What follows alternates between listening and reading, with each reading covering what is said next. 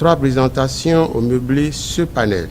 La première présentée par le professeur Suzanne Veltman, directrice de la plateforme africaine de libre accès à la science, African Open Science Platform, a fait l'état des lieux de la question.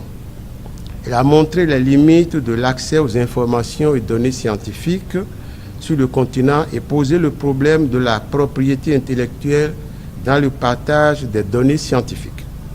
La deuxième présentation, faite par le professeur Marisha Fetene, directeur exécutif de l'Académie éthiopienne des sciences, a porté sur le rôle des académies dans la promotion du libre accès à la science.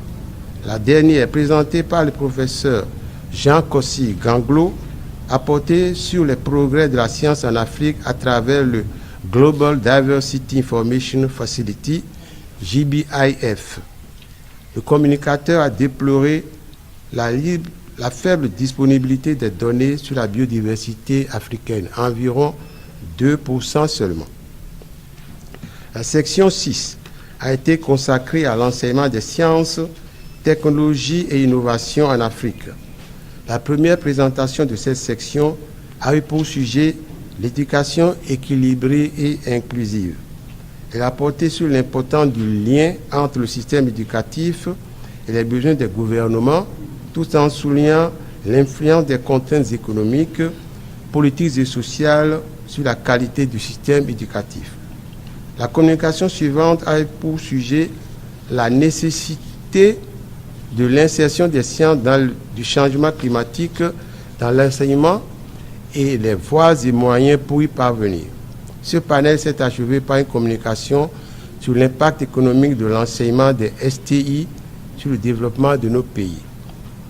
La section petit c, la section 7 a porté sur les leçons tirées des projets IEP en rapport avec les objectifs du développement durable ODD.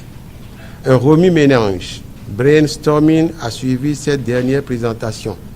Il a porté sur la façon dont l'Inter-Academic Partnership, le NASAC et les académies africaines elles-mêmes peuvent aider à mettre en œuvre les recommandations relatives aux EDD. Cet échange s'est achevé par une discussion générale.